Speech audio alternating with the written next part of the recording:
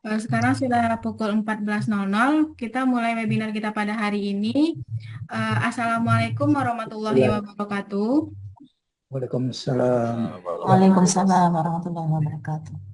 Waalaikumsalam warahmatullahi wabarakatuh. Perkenalkan, nama saya Okti Juwita. Saat ini saya akan menjadi host di webinar pada hari ini. Eh, Alhamdulillahirabbil alamin wassalatu wassalamu ala asrofil anbiya wal mursalin wa ala alihi washabihi rasulillah ya ajmain. Puji syukur marilah kita panjatkan kehadirat Allah Subhanahu wa taala yang telah melimpahkan rahmat dan karunia-Nya kepada kita semua. Sehingga bisa berkumpul mengikuti acara webinar pada hari ini dalam keadaan sehat walafiat. Amin ya rabbal alamin. Baiklah. Sebelumnya saya akan memperkenalkan pemateri kita pada hari ini yaitu Bapak Ali Margosim, seorang pakar menulis nasional di bidang konsultan rumah tangga Islamic Parenting.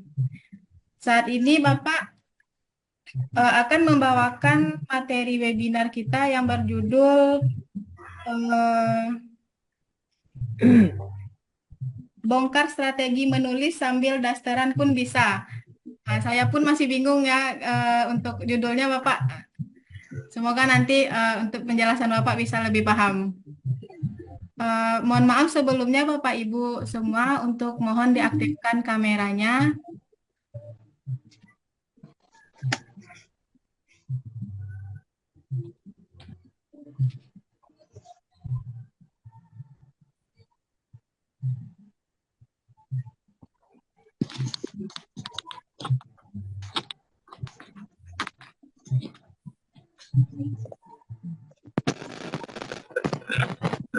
Baik, tanpa berlama-lama, marilah kita sambut kepada pembicara kita pada hari ini, Bapak Ali Muhsin, untuk memaparkan materinya pada hari ini. Kepada Bapak, silakan. Ya, baik. Bismillahirrahmanirrahim. Assalamualaikum warahmatullahi wabarakatuh. Waalaikumsalam Waalaikumsalam warahmatullahi wabarakatuh. warahmatullahi Warahmatullahi wabarakatuh. Alhamdulillah, Allahumma salli ala Muhammad wa ala alihi wa ashabihi ajma'in. Bapak Ibu calon penulis, bahkan yang sudah menghasilkan karya yang saya hormati, semoga kita semua senantiasa dalam keadaan sehat dan produktif dalam menghasilkan karya-karya besar. Selanjutnya yang saya banggakan, panitia dari Brapo Fresh dan Mitra. Semoga acara ini menjadi penyemangat bagi kita dalam melahirkan penulis-penulis baru yang berkontribusi untuk bangsa dan negara kita. Baik, Amin. Bapak Ibu yang dirahmati Allah Subhanahu wa taala, saya Ali Margosim. Saya adalah penikmat tulisan, pecinta dunia tulis menulis. Saya lahir di pesisir selatan Sumatera Barat, tapi lama di Jawa. 13 tahun saya di Jawa, di Semarang, Jawa Tengah. Baik Bapak Ibu yang dirahmati Allah Subhanahu wa taala, salam kenal untuk semua. Ini ada dari berbagai daerah ya Bapak Ibu ya. Masya Allah. Satu harapan saya dari silaturahmi ini akan muncul para penulis-penulis hebat yang ikhlas dalam menghasilkan tulisan-tulisan yang tulisannya itu memberikan kontribusi bagi perbaikan dan kemajuan bangsa kita. Ya, kita mulai saja. Saya posisi sekarang lagi di lapangan, ada acara training juga. Jadi kita optimalkan waktu kita 30 menit ke depan untuk memaksimalkan ya membahas tentang menulis.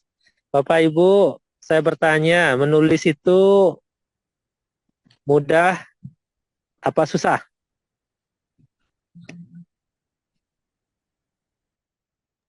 Susah. Gampang-gampang susah, Pak Haji.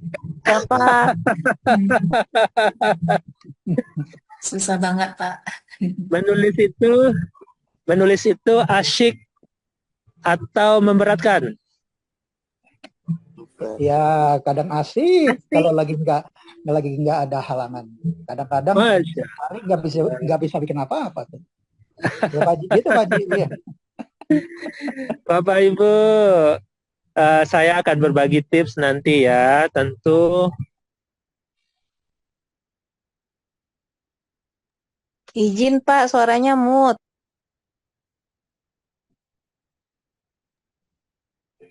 berkarya lebih akan ada nanti pertemuan-pertemuan selanjutnya. Insya Allah setelah ini ya, agar kita lebih matang dan lebih mendalam. Nah, berbicara tentang dunia kepenulisan ini, itu sebetulnya butuh waktu 4 tahun ya Pak ya. S1 itu kuliahnya itu. Karena kita akan belajar mulai dari kata demi kata, kemudian merangkai kata, kemudian mengumpulkan kata dalam lembar demi lembar, lalu menjadi buku. Prosesnya pun juga tidak gampang ya. Sebetulnya bagi yang tidak mencintai. Kalau yang mencintai gampang. Gampang. Ya, nah, ini sebagai penyemangat bagi kita Bapak Ibu. Ternyata penulis itu lebih ditakuti ya. Lebih ditakuti. Kata Napoleon Bonaparte, saya lebih takut kepada pena seorang penulis ketimbang 1000 prajurit lengkap dengan bayonetnya. Masya Allah. Ya, jadi penulis itu kalau dia dendam itu efeknya berat, akan diketahui oleh orang sepanjang zaman gitu. Karena tulisan itu dia akan selalu kekang ya. Walaupun seorang penulisnya itu sudah tidak ada lagi di dunia ini. Ya, kita lanjut ya. Nah, Sayyid Qutb ini adalah ulama, penulis internasional, sastrawan dunia. Karyanya sangat banyak ya. Satu peluru hanya bisa menembus satu kepala, tapi satu tulisan bisa menembus ribuan bahkan jutaan kepala. Iya, betul Bapak Ibu. Betapa banyak orang berubah gara-gara satu tulisan. Ada kisah dari Afrika ya, seorang laki-laki, dia penggemar tulisannya Sayyid Qutb. Ketika dia membaca tulisannya Sayyid Qutb, dia berkata, Sayyid Qutb ini orangnya badannya besar, orangnya gagah, pastilah dari keluarga ternama. Sehingga si bapak ini jauh-jauh dari Afrika ya, itu meluangkan waktu untuk berangkat ke Mesir, ya sampai di sana, qadarullah beliau ketemu dengan Sayyid Qutb. Ternyata Sayyid Qutb itu orangnya kecil, mungil, enggak juga setampan yang beliau bayangkan gitu. Dan juga bukan dari keluarga ternama, Masya Allah. Tapi ide dan gagasannya itu membuat banyak orang berubah, termasuk beliau yang begitu penasaran tadi. Lanjut ya. Ya, saya, Bapak, Ibu yang hadir di forum ini, tentu saya yakin kita bukan anak raja ya. Dan mungkin juga bukan anak ulama besar. Ya, karena kita bukan anak raja, bukan anak ulama besar, maka marilah kita menulis. Lanjut ya. Ya, jadi Bapak Ibu, menulis itu bukti ya, lewat tulisan bahwa kita pernah hidup. Nah, jadi kalau kita ingin membangun prasasti sejarah yang bisa dilihat oleh semua orang di dunia ini, ya menulislah kita. Karena lewat tulisan orang akan tahu bahwa kita pernah hidup di dunia ini. Lanjut.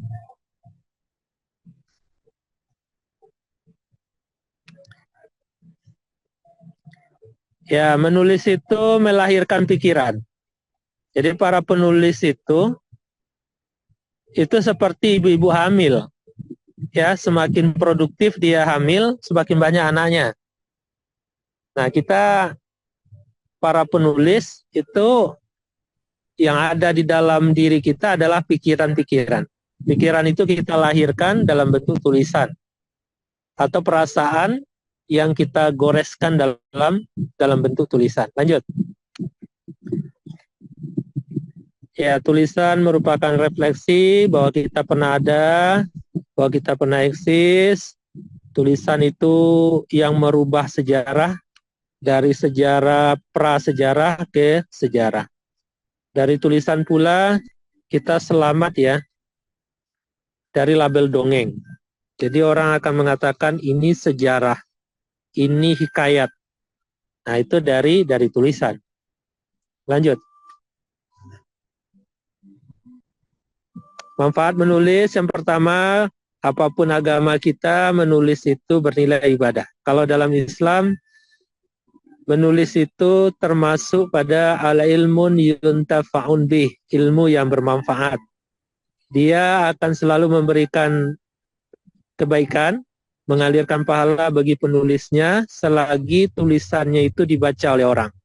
Nah, bayangkan Bapak Ibu, ada berapa ribu tahun lagi ya, dunia ini masih eksis, maka selama itu pula tulisan kita menghasilkan pahala untuk kita. Sekalipun kita sudah tidak ada lagi di dunia ini. Yang kedua, menulis itu obat pikun.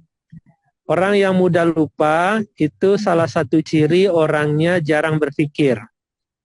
Orang yang jarang berpikir sudah pasti dia jarang membaca dan menulis. Orang yang menulis itu melakukan aktivitas membaca. Orang yang membaca belum tentu menulis, tapi penulis sudah pasti membaca.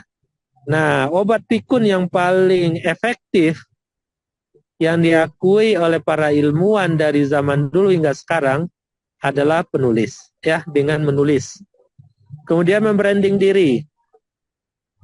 Kita ingin dikenal sebagai penulis, sebagai spesialis, sebagai konsultan, atau apapun, maka tulislah buku. Nah, contoh ini ya, Robert Kiyosaki. Robert Kiyosaki itu tidak menulis langsung bukunya, Bapak Ibu. Dia cuma menyampaikan ide gagasannya kepada seseorang, lalu seseorang itulah yang menuliskannya. Nah, sehingga jadilah sebuah buku, dan dia dikenang oleh seluruh para pengusaha di berbagai belahan dunia. Dia menjadi konsultan, menjadi pembicara yang expert di bidangnya ya. Robert Kiyosaki itu salah satu buku yang terkenal itu adalah ayah kaya ya sama ayah miskin ya. Nah, lanjut. Menambah jejaring teman sahabat, betul Bapak Ibu. Kita yang tinggal di Indonesia ini ya, belum tentu kita bisa sering ke Pulau Jawa contohnya, atau kita pernah ke Papua, belum tentu kita bisa menjajakkan kaki kita ke seluruh daerah di Indonesia ini saja. Tapi dengan menulis, itu tidak penting. Yang penting tulisan kita udah sampai ke dia akan kenal siapa tuh dia, Pak Ali Margosim. Beliau konsultan di bidang apa, spesialisnya apa, orang akan tahu. Itu lewat tulisan-tulisan kita. Kemudian sumber finansial. Dulu di tahun 2000 sampai 2013, buku itu emas Bapak Ibu. Ada teman saya, fee dari menulis itu per bulan 30 juta dia dapat. 30 juta, padahal bukunya belum masuk mega bestseller gitu ya. Kalau bukunya mega bestseller ya, itu biasanya miliaran ya. Kalau J.K. Rowling itu bisa triliunan dia dari ini royalti dia menulis. Sekarang alhamdulillah masih, tapi memang tidak sebagus dulu untuk Indonesia ya, karena adanya yang pertama e-book ya, buku digital, berkembangnya teknologi semakin memberikan orang banyak pilihan untuk mendapatkan bahan-bahan literasi. Tapi ketahuilah Bapak Ibu, ini akan kembali lagi nanti, akan pulih kembali ya. orang akan kembali mencari buku-buku cetak, ya, buku-buku cetak gitu, tulisan-tulisan yang memang dicetak gitu, ada hard copy-nya. Soft copy juga besar ya, termasuk para penulis skenario film gitu ya, dan lain-lain sebagainya. Ajang berbagi ilmu, insya Allah ya, kita berbagi ilmu lewat menulis. Sekalipun kita tidak bertemu dengan banyak orang, kita akan dirasakan hadirnya kita, manfaatnya kita oleh banyak orang melalui tulisan kita. Apalagi dengan adanya media sosial media yang luar biasa, Masya Allah, tulisan kita bisa dinikmati oleh siapa saja, di mana saja, kapan saja. Kemudian eksistensi diri, Allahu Akbar ya. Insya Allah dengan menulis, Bapak Ibu akan hadir dan tidak pernah mati dalam kepala orang lain. Hamka sudah wafat sejak tahun 80-an. Tapi sampai detik ini tulisan-tulisannya masih dibaca oleh orang, dibedah oleh orang, dijadikan rujukan, skripsi oleh mahasiswa, tesis, disertasi oleh mahasiswa pasca sarjana. Nah, itu dia luar biasanya. Nah, Bapak Ibu, saya pernah mengisi seminar di suatu kampus ya. Pembicaranya kanan kiri saya itu guru besar, doktor gitu. Nah, dengan kita menjadi penulis, kita sangat dihormati oleh mereka gitu. Kenapa? Karena kita punya karya, punya sesuatu yang bisa diadu gitu ya lewat tulisan-tulisan kita. Dan itu menyemangati beliau-beliaunya. Oh, ternyata saya harus punya buku juga ya, kayak sampean. Nah, lanjut.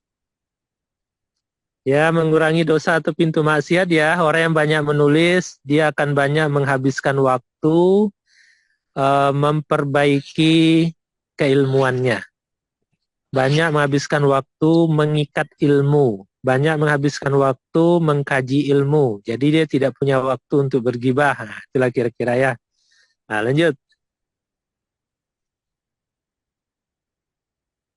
Memacu semangat membaca, insya Allah. Menulis, kuncinya membaca, terakhir menulis. Lanjut. Ya, warisan hidup untuk anak bangsa. Iya, kita akan diakui ya, akan diingat bahwa kita punya banyak warisan. Warisan kita, warisan ilmu. Kalau tidak punya harta, wariskanlah ilmu. Mungkin banyak orang lain lebih hebat dari kita, tapi dia tidak menulis. Kemampuan kita mungkin biasa, standar, tapi kita menulis. Kita punya warisan. Nah, sampai di sini bisa dipahami Bapak Ibu? Bisa, Bapak. Nah, Bapak Ibu siap ya punya warisan yang banyak ya untuk anak cucu, untuk bangsa ini? Insya Allah. Insya Allah. Mantap. Allahu Akbar. Lanjut.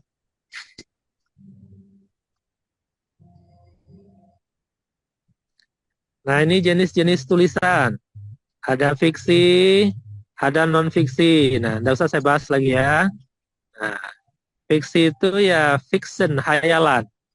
Non-fiksi itu dia terikat pada fakta ilmiah. Ya. Lanjut.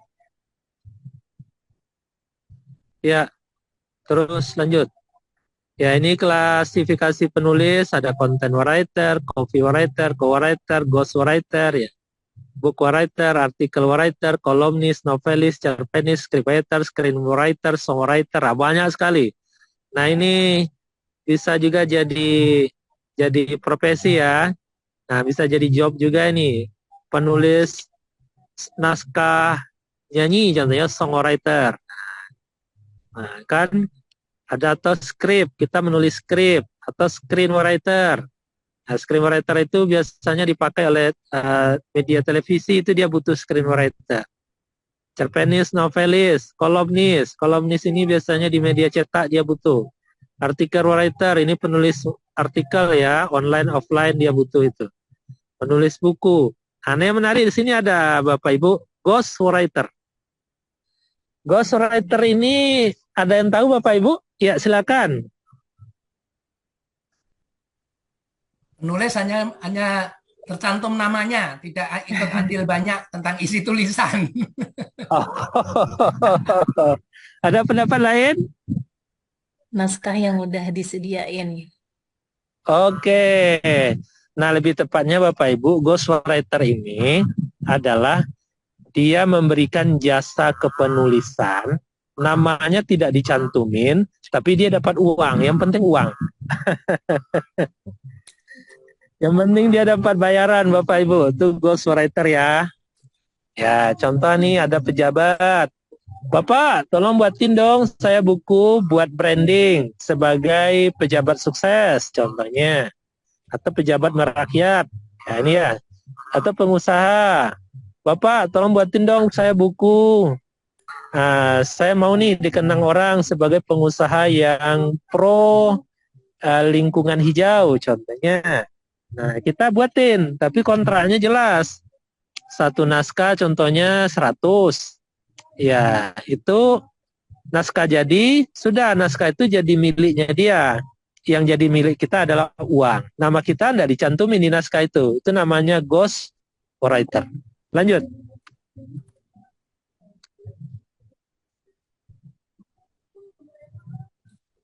Ya, ini banyak lagi. Technical writer itu biasanya di jurusan atau di kampus teknik ya.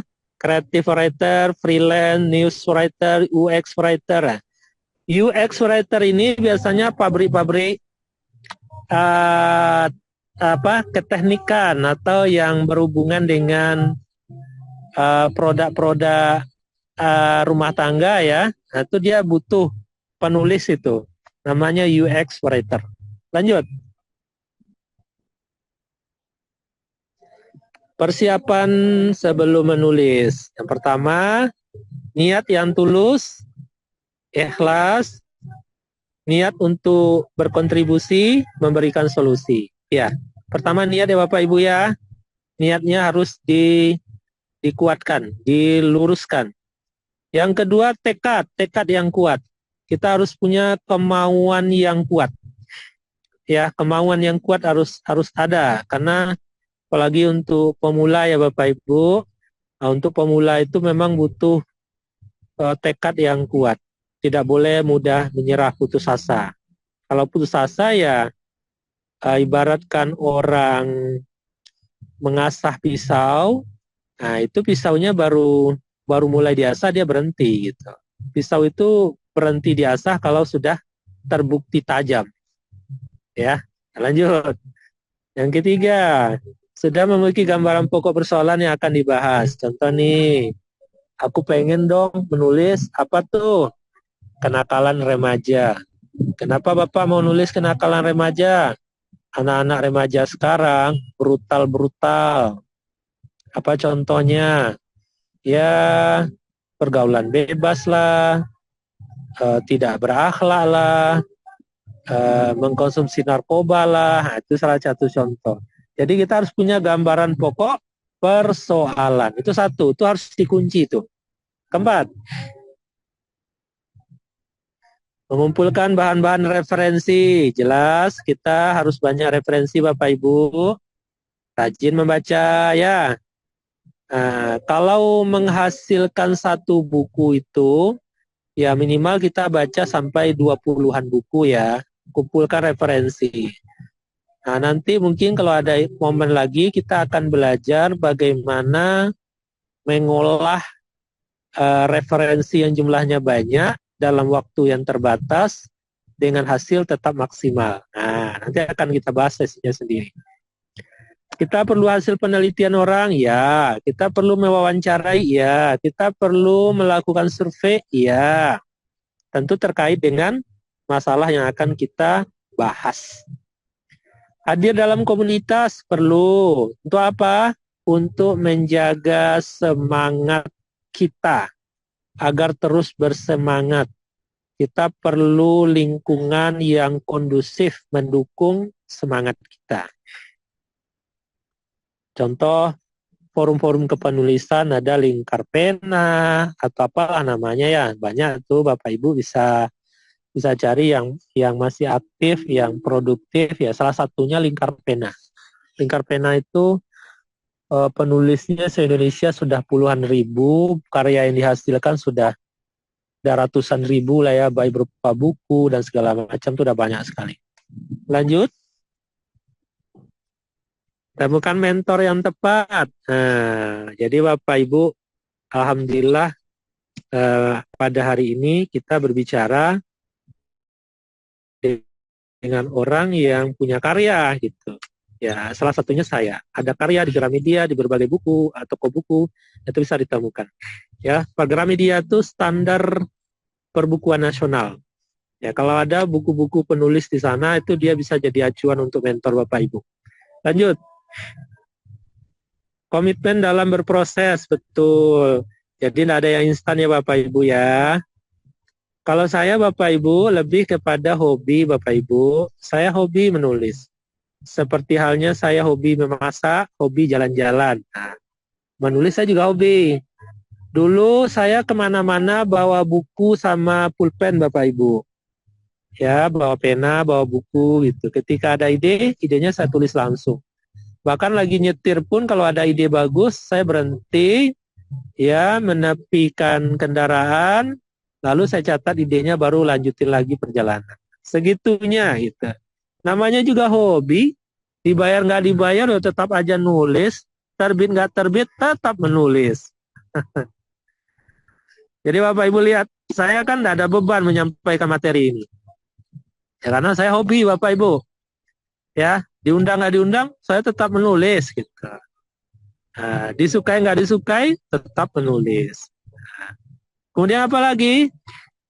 Giat 7M. Apa itu 7M? 7 miliar? Enggak. Membaca, sampai yang ke-6 membaca, yang ke-7 menulis. Lanjut.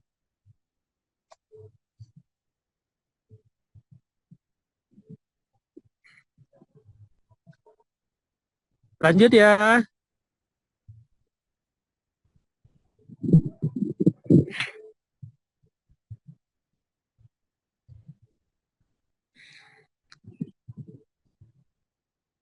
Nah, ini penting Bapak Ibu.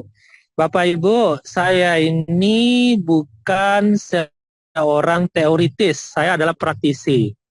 Nah, jadi apa yang saya sampaikan ini Bapak Ibu, ya sudah saya amalkan gitu.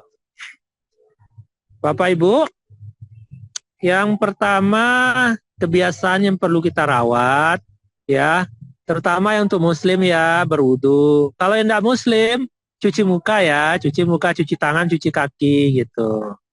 Bersih-bersih gitu ya, atau habis mandi gitu ya, pakai parfum, wangi-wangian.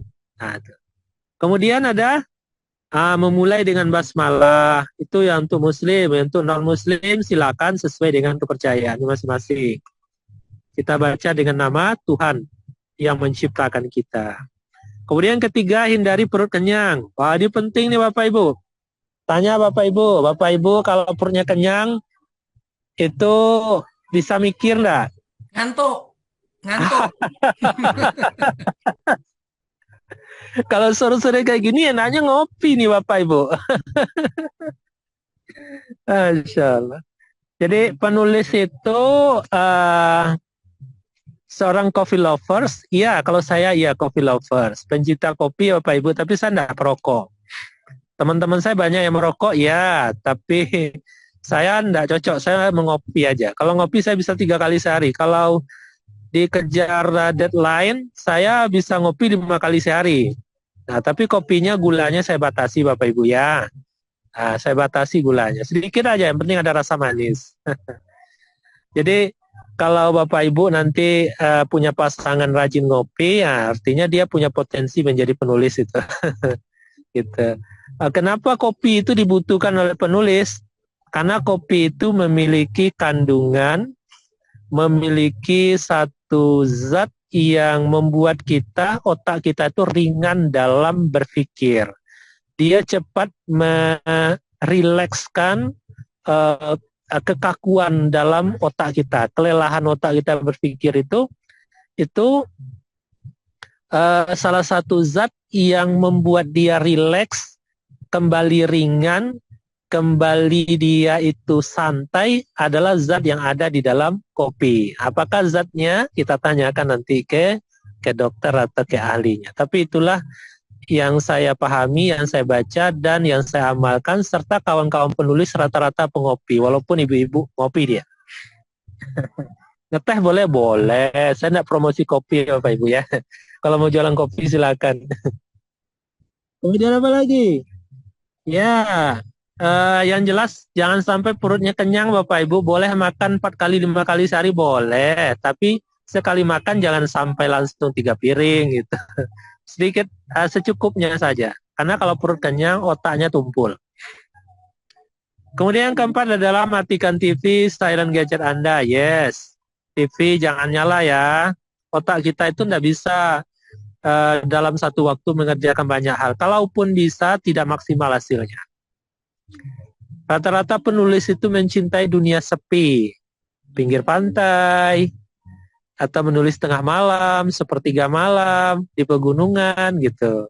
Nah, rata-rata dia seperti orang yang lagi menyepi ya. Nyari kesepian dia, tempat-tempat yang sepi. Tapi dianya nggak sepi, dia tuh ramai dengan ilmu. Kemudian kita perlu mengadakan tasyakuran kecil-kecilan gitu. Kalau sudah jadi satu bab, ya kita syukuri. Kalau Muslim kita syukuri dengan berdoa, bagi-bagi makanan gitu ya. Nah, saya kira non-Muslim juga sama. Ya kita sedekah lah ya. Nah, dengan demikian kita mengharapkan kemurahan dari Yang Maha Kuasa. Kemudian reward, ya jelas. Kalau saya selesai satu bab, saya mau ke toko buku nih. Nah, itu contoh itu reward. Saya mau ke pantai nih berenang, nah, itu reward. Ya kita kasih reward ke diri kita. Cara kita menghormati diri kita dengan memberikan hadiah. Kemudian ketujuh, olahraga ringan, banyak minum air putih. Ya, penulis itu aktivitasnya banyak duduk Bapak Ibu ya. Banyak duduk. Oleh karena itu Bapak Ibu perlu olahraga ringan, senam gitu ya, gerak-gerakkan badan, dan banyak minum air putih. Banyak minum air putih, ya. Jadi penulis itu di samping dia rajin ngopi, dia juga banyak minum air putih gitu, sehingga kesehatan ginjal, kesehatan lambungnya tetap bagus, eksis. Gitu. Lanjut. Waktu terbaik menulis, yes. Habis sholat subuh Bapak Ibu, silakan dipraktekkan. Saya menulis itu dari usia 13 tahun Bapak Ibu. Saya sudah menulis di salah satu koran di Sumbar ini, anak dari perusahaan koran Singgalang namanya. Royalti pertama saya 100.000. Itu. Jadi saya memang sudah hobi nulis Bapak Ibu. Nah, terus saya biasanya menulis karena dulu masih sekolah, ya saya nulisnya itu hari Minggu gitu. Nah, Minggu itu biasanya pagi ya. Dan itu saya rawat terus sampai saya kuliah di Universitas Diponegoro, ya Bapak Ibu, di Semarang. Nah, itu saya lebih rajin lagi menulis karena mahasiswa kan jam kuliahnya juga enggak padat ya. Nah, itu saya bisa lebih banyak menghasilkan tulisan di Suara Merdeka, menjadi kontributor di beberapa penulis lain, bantu-bantuin dan segala macam. Yang penting dapat cuan, dapat uang. Yang kedua adalah saat good mood. Good mood ini bisa pagi hari, bisa siang hari, atau bisa saat seseorang itu merasa bahagia, senang, dia menulis. Atau saat seseorang itu merasa sakit hati, dia juga bisa menulis. Nah, saya mengatakan itu juga tetap good mood, karena ada orang yang dikala sakit hati, keluarlah kata-kata yang bernas. Jadi good mood itu tidak mesti saat kita happy, bahkan saat kita sedih pun kita bisa menulis. Ya, Kartini menulis itu di tengah malam, di saat hatinya kacau. Nah, muncullah tulisan-tulisan yang dikumpulkan menjadi buku. Habis gelap terbitlah terang. Nah, itu Kartini Bapak Ibu ya. Nah, saat jadi kangen seseorang. Yang penting jangan kangen sama mantan ya Bapak. Masya Allah. Lanjut. Iya, bagaimana merawat good mood? Oke, ini ada teori ya. Yang pertama perlu dukungan ya dari pasangan, dari orang tua, dari anak gitu ya. Dukungan, support. Kita butuh support ya, karena kita manusia biasa. Yang kedua, badan sehat, yes. Penulis perlu berolahraga, makan yang sehat, pola yang sehat, hindari yang instan-instan. Yang ketiga, hati yang sehat, yes. Kalau muslim banyak beristighfar. Ya Pak ya, banyak beristighfar kita, karena dosa kita banyak. Yang keempat, memunculkan good imagination, ya.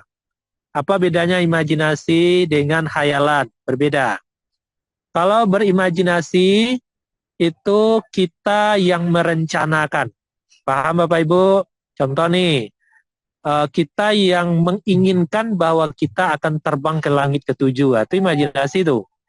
Orang yang menghayal itu otaknya kosong, pikirannya kosong. Itu bedanya imajinasi dengan khayalan. Imajinasi itu memang disengaja diprogram otaknya untuk membayangkan sesuatu. Nah, itulah yang dipakai dalam kepenulisan, tidak memakai khayalan. Kalau khayalan itu sesuatu yang muncul sendirinya saat otaknya kosong.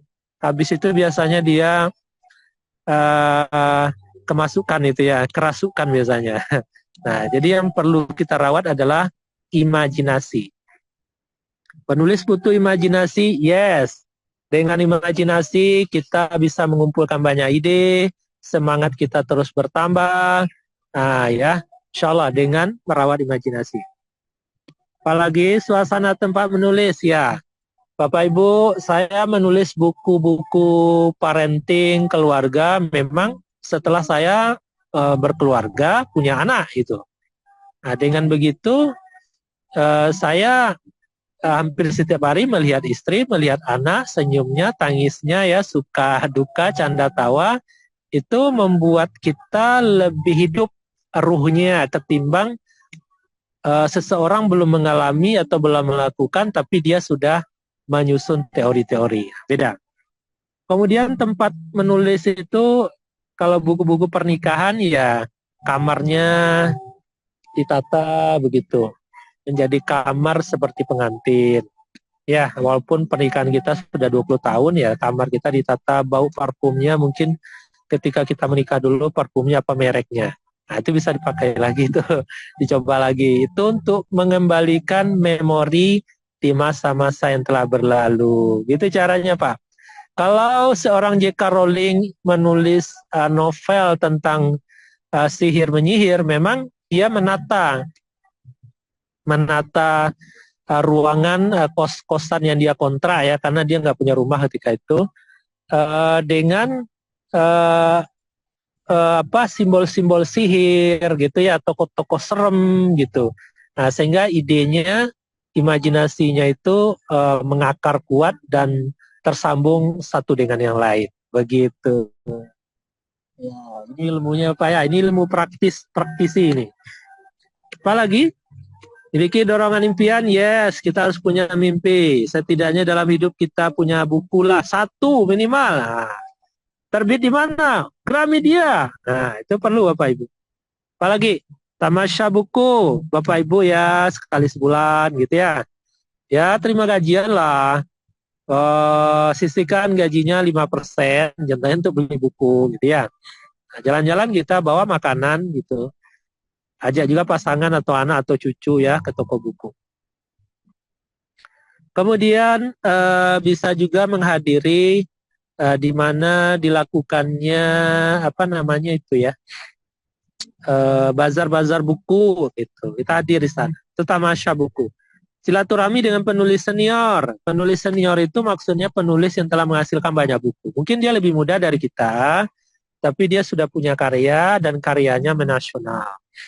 Ya, niat lillahi ta'ala, yes, niat itu ruh dari setiap perbuatan. Lanjut.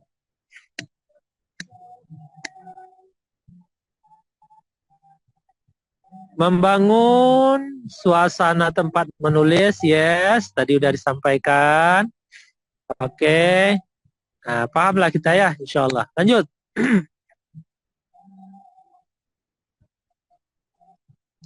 Jurus menulis. Nah, ini jurus tidak Bapak Ibu temukan di dalam buku teori, tapi hanya ada di benak praktisi.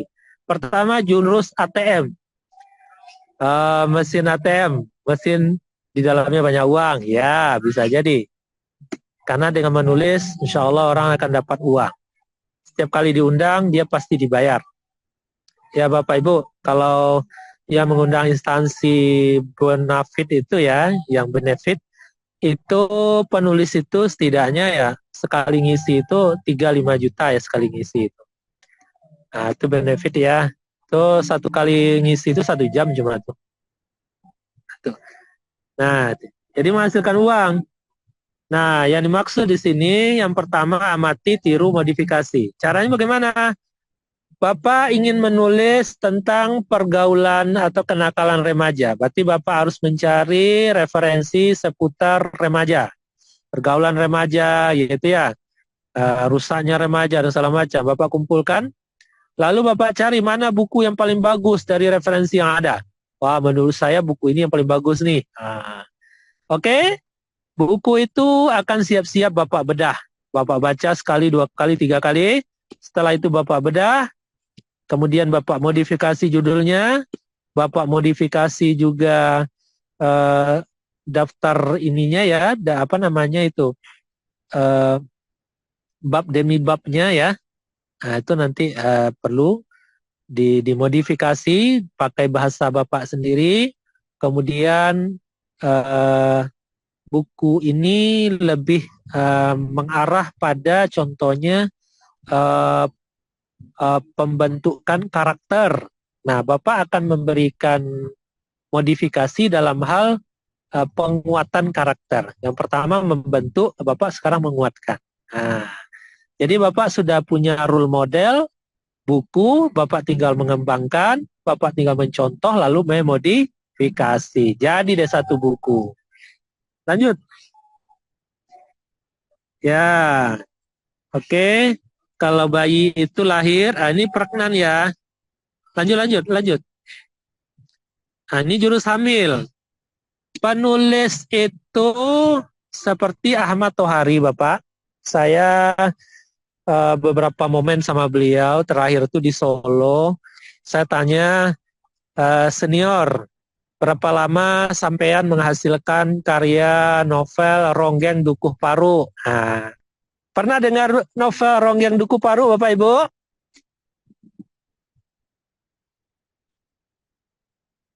Halo? Ya, Ya, Pak. belum. Belum pernah, Pak. Novel Ronggeng Dukuh Paru memang novel berlatar kejawen ya, Jawa ya. Tapi novel itu sekarang sudah menginternasional loh Bapak Ibu. Sudah diterjemahkan setahu saya ke 11 bahasa. Bahasa Jerman, Prancis, Inggris ya, Belanda dan segala macam. Keren ya Pak Ibu? Satu novel diterjemahkan ke 11 bahasa, artinya diterbitkan di negara ada setidaknya 11 negara. Ya, novel Ronggeng Dukuh Paru. Itu senior kami, Ahmad Tohari. Waktu Republika masih eksis, beliau juga penulis tetap ya, hampir setiap pekan ada tulisan beliau. Nah, beliau mengata, Ali, saya hamil, ya, saya hamil itu lebih dan kurang 11 tahun, sehingga lahirlah Ronggeng Dukuh Paru. Saya kaget 11 tahun gitu kan. 11 tahun gitu. Proses pregnansinya itu 11 tahun luar biasa itu. Masa tunggu kesabarannya wah luar biasa. Tapi hasilnya memang luar biasa Bapak Ibu. 11 tahun diterjemahkan ke 11 bahasa. Keren ya, Pak ya. Keren. 1 tahun hamil diterjemahkan ke 1 bahasa. Keren ya. Nah, gitu. Royaltinya tanya ke beliau Pak Ibu, jangan tanya ke saya. Kalau udah keluar negeri itu dahsyat itu. $1. Ya. Tapi beliau sudah berhasil memperkenalkan Jawa ke dunia internasional. Itu. Ini loh Jawa, ini loh Indonesia gitu. Kisah-kisah unik menarik yang ada di Jawa dan pelajaran-pelajaran hikmah-hikmah yang bisa diambil oleh orang-orang gitu ya, sastrawan segala macam lah. Wow, itu luar biasa. Jadi memang penulis itu tidak ada yang instan Bapak Ibu ya. Kalau saya itu biasanya itu setidaknya masa hamilnya 1 tahun gitu ya. 1 tahun itu masa di mana saya mengumpulkan ide, mengumpulkan gagasan, mencari referensi, lalu nanti ide, gagasan, referensi, survei, penelitian, dia nanti seiring berjalan waktu, dia akan teraduk, terkolaborasi dalam pikiran saya. Saya membilangnya sebagai pabrik. Jadi pabrik saya itu otak saya. Dia ngumpul di sana. Setelah kira-kiranya ini karya ini matang, maka saya akan menuliskan. Dengan izin Allah, ya waktu tulisnya 1 bulan jadi. Ya seperti itu. Ya, karena orang melahirkan kan nggak lama ya Bu ya, hamilnya yang lama ya. Halo. Iya, Pak. Iya, Pak. Halo, Benar banget, Najwa. Pak. Iya. Menyimak Hamil tuh, 9 menyimak. bulan ya. Ya, Hamil 9 bulan. Melahirkan berapa jam? 5 menit. 5 menit. Langsung, langsung brojol ya, Ya, Bu ya. gitu. Jadi Bapak Ibu dapat ilmu baru. Ternyata menulis itu ada proses hamilnya juga ya. Ada, menurutnya Pak Ali itu ada gitu. Jadi semuanya Bapak Ibu kumpulkan dulu di kepala ya. Kepala kita ini besar loh Bapak Ibu. Kepala kita ini memiliki 1,2 neuron sel saraf yang itu bisa aktif, bisa pasif. Kalau Bapak rajin membaca, rajin menulis, dia akan aktif. Orang yang rajin menulis, wawasannya luas, keilmuannya mendalam. Bahkan dia bisa mengalahkan kualitas seorang profesor sekalipun. Tapi dia rutin membaca, menulis gitu. Dan dia melakukan proses pregnancy tadi. Di mana ilmu tadi tidak hanya sebatas tersimpan di neuronnya dia, tapi ilmu tadi melakukan kolaborasi, melakukan afiliasi, asimilasi antara ilmu yang satu dengan berikutnya, terkoneksi satu sama lain, sehingga dia menjadi satu produk yang saling mendukung, satu kesatuan gitu. Nah, itulah dia nanti yang keluar menjadi naskah. Nah, Bapak Ibu tugasnya setelah itu hanya menulis saja tuh. Sehari bisa 20 lembar gitu. Bisa Bapak Ibu? 20 lembar mah belum, Pak. Caranya, 1 lembar paling sehari. Masya Allah.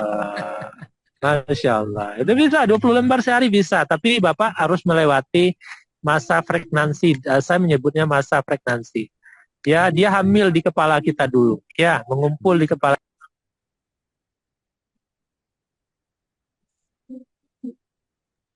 Bapak, mic-nya di unmute, Pak. Di mute.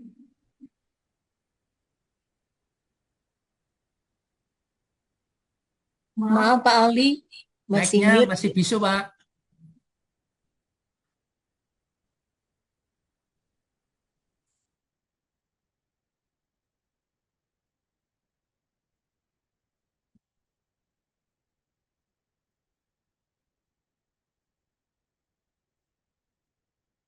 Mungkin ada gangguan jaringan. Mohon Mungkin bersabar ya, kita tunggu ya, mungkin sebentar. mengalami gangguan koneksi Oke. internetnya. Ya, lanjut Bapak Ibu. Ya, Pak, Ya. Tadi Jadi lagi Bapak Ibu, pregnancy Pak saya Ali. lagi ditunggu untuk materi parenting. Ada sekitar 100 orang tua menunggu. Tapi enggak apa-apa. Insya Allah ada waktu 5 menit lagi ke depan ya. Insya Allah. Kita lanjut. lanjut Pak. Ya, ini jurusnya. Yang pertama, Ibu perlu embrio tulisan. Yes. Ibu tadi ada gagasan apa? Saya mau menulis tentang kenakalan remaja. Itu embrio tuh. Kedua, embrio tulisan itu kenakalan remaja ya. Remaja sekarang ini seperti ini, brutal dan segala macam. Oke, setelah itu Ibu akan bikin tema besar. Ini runtutannya jangan sampai keliru ya Bapak Ibu ya. Pertama Bapak Ibu punya ide menulis dulu. Yang kedua, tema besar. Temanya apa nih? Kenakalan remaja. Bapak tulis. Setelah itu apa? Judul kecil. Judul kecil itu Bapak persempit lagi tema tadi. Kenakalan, solusi kenakalan remaja di zaman milenial. Contoh nih, itu udah judul kecil. Setelah itu Bapak tentukan segmentasi pembaca. Buku Bapak ini mau dibaca oleh kalangan akademisi, masyarakat biasa, ya. Kalau akademisi, Bapak Ibu harus menggunakan bahasa yang agak keren, istilah-istilah asing gitu ya. Kalau segmentasinya masyarakat biasa, Bapak Ibu perlu mendetilkan lagi masyarakatnya itu siapa, ibu-ibu, bapak-bapak. Nah, kalau ibu-ibu usia berapa? Usia punya anak contohnya ya, usia 25 sampai 45. Nah, usia 25 sampai 45. Jadi Bapak nanti, Ibu nanti punya satu memori ya di dalam otak kita bahwa kita akan menggunakan bahasa-bahasa yang disukai oleh kaum hawa. Ya, bahasa yang sering dipakai oleh ibu-ibu usia 25 sampai 45. Nah, gitu. Perlu ya segmentasi pembaca. Kemudian tujuan tulisan agar para ibu yang punya anak memiliki semacam kewaspadaan yang lebih tinggi, kemudian bisa memberikan solusi ketika ada gejala-gejala kenakalan pada anaknya. Itu contohnya. Itu ditulis ya. Nah, kemudian daftar isi. Daftar isi itu kita buat dulu sebelum menulis naskah itu daftar isi ditulis dulu. Ya Pak Ibu. Nah, Bapak Ibu bisa memodifikasi buku-buku yang Bapak Ibu baca, ambil comot-comot, sesuaikan. Kemudian mempelajari buku rujukan, yes, perlu membaca ya. Kemudian inkubasi time. Inkubasi time ini lebih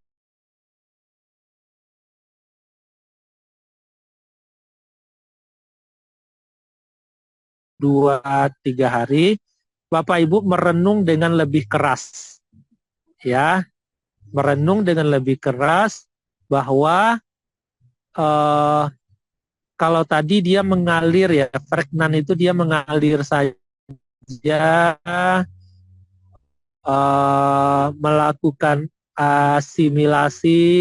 Kalau sekarang memang saya mau menulis 2 hari lagi. Nah, itu kira-kira 2 hari lagi saya akan menulis. Nah, jadi betul-betul kita kuatkan, kita mantapkan diri kita, ide kita itu memang betul-betul kita bulatkan bahwasanya naskah yang akan saya tulis sudah jelas mulai dari A sampai Z. Itu inkubasi time. Kemudian menulis lancar. Oke, lanjut. Yes, segmentasi pembaca ya. Nah, Bapak Ibu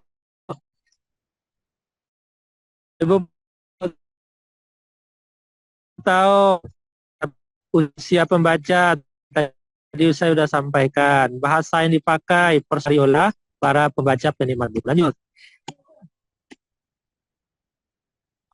Oke, inkubasi time, mematangkan konsep, analisa persoalan, solusi baku. Yes, tadi sudah saya sampaikan. Ya, lanjut. Ini latihan menuangkan pikiran. Latihan ini lebih kepada kita melatih. Kalau naskah di kepala kita sudah ada, bagaimana naskah tadi itu betul-betul jadi tulisan di atas buku di laptop kita. Perlu kita latihan. Nah, nanti latihan ini bisa dibaca sendiri. Bapak Ibu, saya persilahkan mengcopy paste bahan saya ini. Gratis, ya. Lanjut. Ya, ini latihan menuangkan pikiran. Lanjut.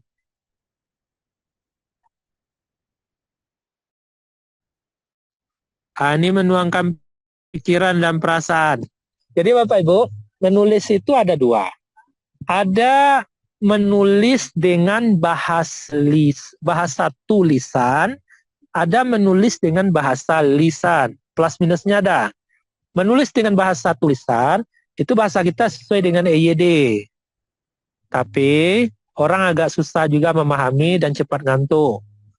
Kalau menulis dengan bahasa lisan, kadangkala dia melangkahi EYD, ejaan bahasa yang disempurnakan, tapi tulisan kita ini renyah, ringan, nikmat di tangan pembaca. Nah, itulah plus minusnya. Lanjut. Yes, lanjut. Yes. Bapak Ibu, mungkin kita butuh momen nanti bagaimana sih menuangkan naskah yang ada di pikiran ke laptop, ke komputer, ke buku kita, Ustadz. Nah, Bapak gitu ya kan. Dalam waktu 1 hari bisa 20 lembar. Nah, silakan nanti dibikin momentum sendiri. Nah, ini nanti butuh praktek, tapi Zoom juga bisa kita laksanakan. Lanjut. Ya, ini karya-karya saya sebagian ini. Lanjut. Oke, lanjut. Oke, sekarang kita buka 2 sesi pertanyaan ya. Silakan Mbak Optinya ya untuk Oke, membuka baik, sesi Bapak. pertanyaan 2 saja ya. Oke, Ya. baik, Bapak. Baik, langsung saja kita ke sesi tanya jawabnya karena Bapak lagi terburu-buru juga ya, Pak. Eh, Ya, lanjut. Kepada Ibu Rosalinda dipersilahkan untuk bertanya. Oke, terima kasih Ibu Okti. Saya ingin bertanya, sebagai seorang dosen yang menempati Tridharma Perguruan Tinggi, termasuk kewajiban untuk membuat publikasi seperti menulis buku dan jurnal penelitian.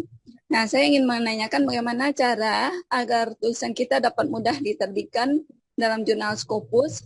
Selain itu, bagaimana strategi Bapak dalam mengembangkan sebuah buku dengan cepat, dan bagaimana Bapak mengembangkan imajinasi untuk menciptakan karya yang inspiratif, serta bagaimana pula Bapak merencanakan untuk mengatasi tantangan yang mungkin muncul dalam proses menulis. Nah, sekian aja. Iya, ya, iya. Pak. Terima kasih, Pak. Ya.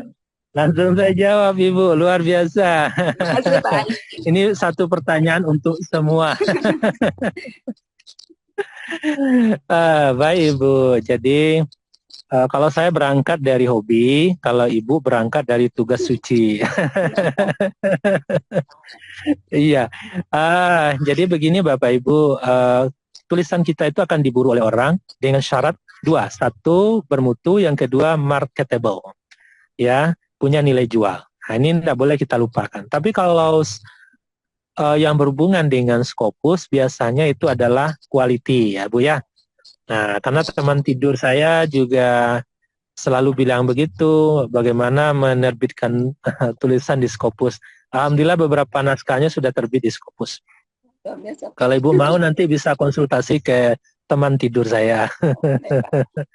Iya. Nanti Terus bagaimana yang kedua jelas ya untuk melawan kejenuhan, kemudian rasa malas dan segala macam, ya perlu kita memulihkan. Yang satu, semangat itu kita pulihkan kembali, itu ya. Semangat dalam menulis, terus belajar, berikhtiar. Terus kalau untuk Ibu biasanya jangan menulis sendiri ya Bu Ibu ya. Coba bangun tim ya, bangun tim. Biasanya lebih ringan. Itu caranya.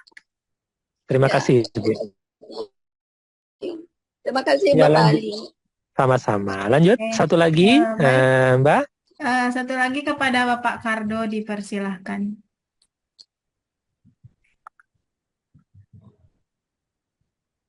Dengan Bapak Kardo.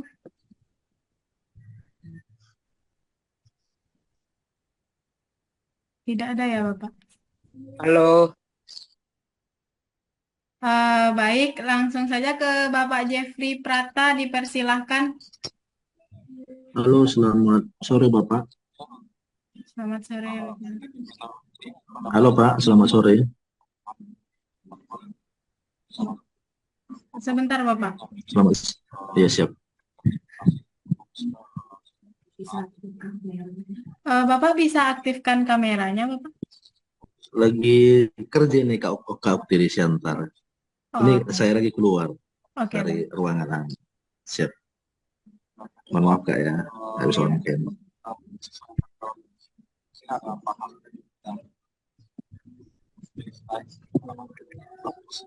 Oke Bapak, bisa langsung disebutkan saja pertanyaannya. Oke, siap.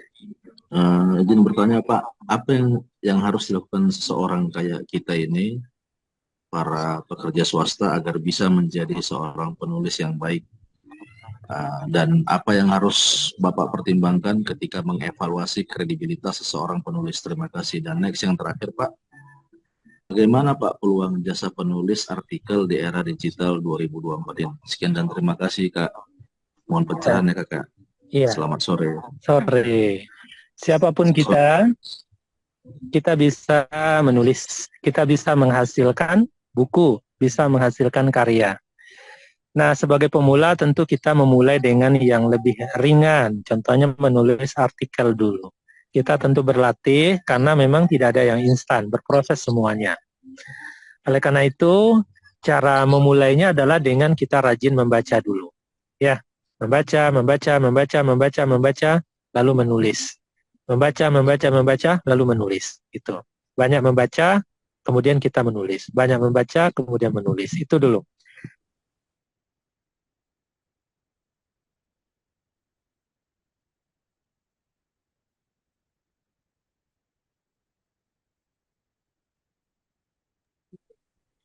Baik, sepertinya sinyal Bapak Ali lagi bermasalah. Sama lain. Kita punya teman untuk memperbaiki kualitas dari tulisan kita. Semakin tinggi jam terbang kita, maka quality itu akan semakin membaik. Nah, itu kuncinya. Kemudian, dari sisi peluang menulis itu tetap bagus, Bapak. Nah, tinggal kita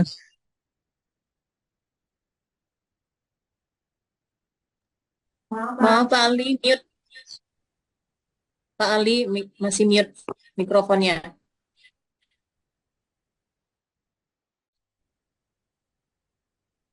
Maaf Pak Ali, masih mute Pak mikrofonnya.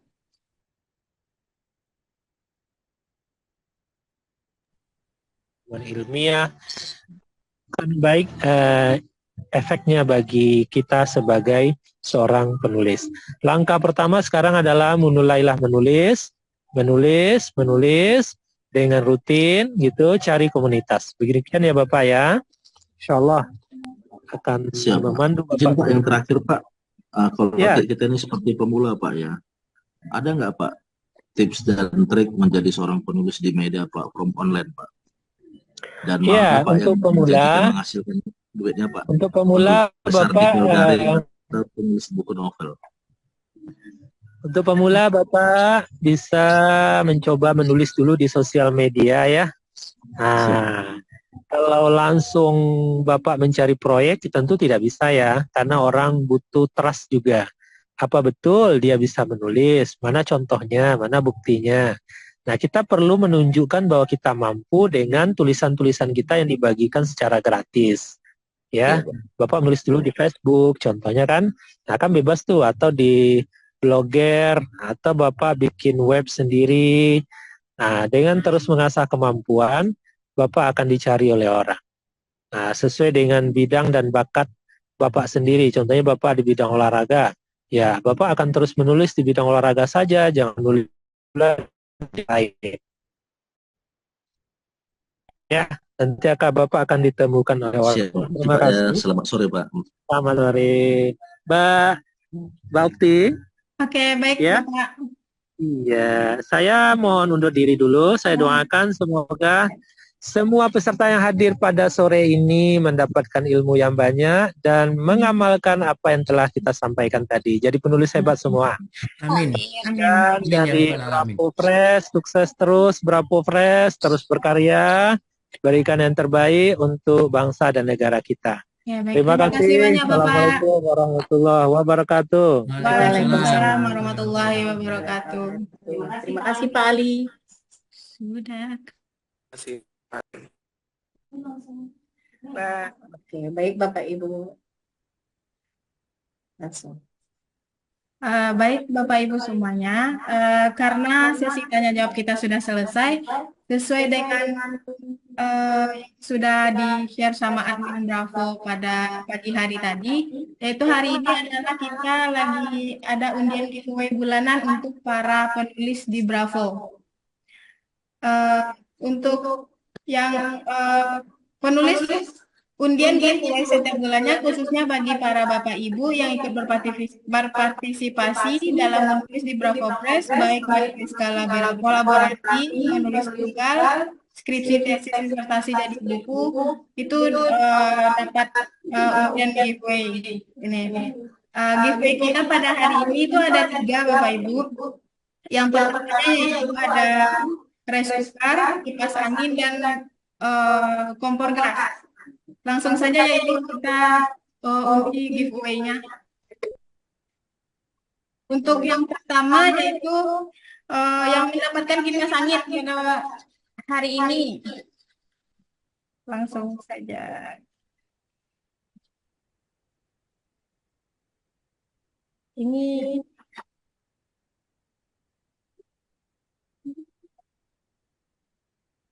Wah, Mbak Okti sendiri yang dapat itu.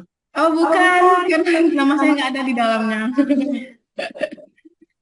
Baik, yang mendapatkan kipas angin itu selamat kepada Ibu Tri Astuti mendapatkan kipas angin dari Bravo Press. Mohon ya untuk Ibu Tri Astuti untuk menjadi adminnya nanti. Oke, selanjutnya yang selamat kepada Ibu Tri Astuti mendapatkan kipas angin. Yang kedua yaitu untuk rice cooker. Ini yang akan mendapatkan rice cooker adalah selamat kepada Ibu Retno Daryati. Kepada Ibu Retno diucapkan selamat telah mendapatkan rice cooker dari Bravo Press. Mohon dijapri admin ya Ibu untuk alamat lengkapnya. Dan yang terakhir yaitu untuk kompor gas. Terakhir, kok hilang-hilang? Saya matikan saja backgroundnya dulu ya Bapak Ibu. Nggak usah. Ya udah. Oke, terakhir.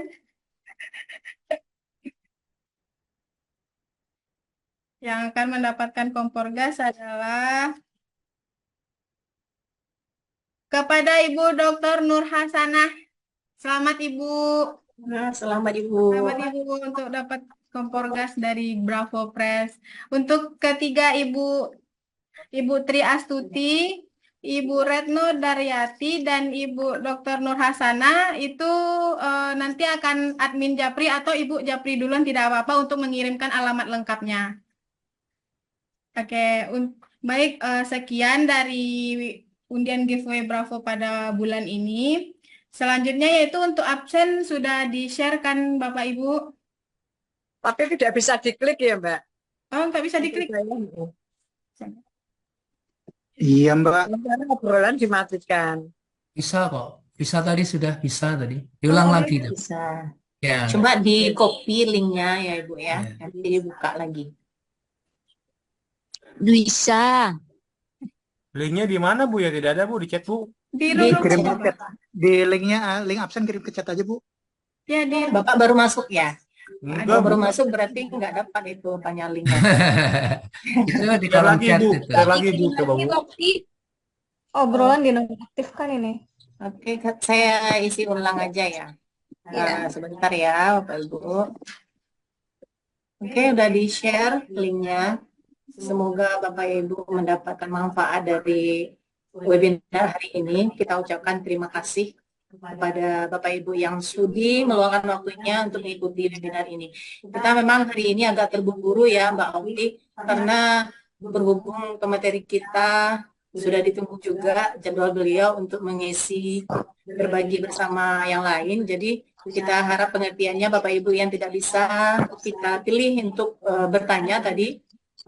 Mungkin di lain waktu kita bisa sharing lagi bersama penulis nasional ini, Bapak Ali Marwustim. Beliau juga ada bergabung di grup WhatsApp.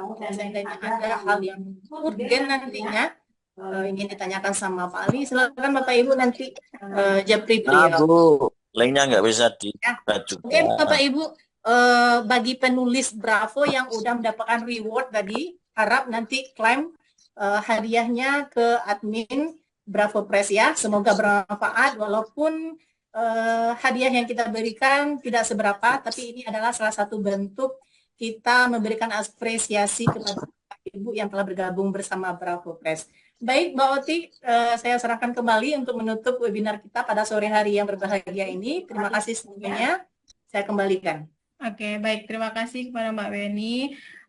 Baik, saya sebagai host webinar pada hari ini mengucapkan terima kasih kepada pimpinan dan jajaran Bravo telah mengadakan webinar ini setiap minggu dan memberikan giveaway setiap bulannya kepada para penulis-penulis setia kita. Baik, saya Okti Juwita sebagai host webinar pada hari ini. Jika ada kata yang salah, mohon dimaafkan. Saya akhiri. Wabillahi taufik walhidayah. Wassalamualaikum warahmatullahi wabarakatuh. Waalaikumsalam warahmatullahi wabarakatuh. Terima kasih banyak Bapak Ibu. Bali. Sama-sama. Semoga bermanfaat.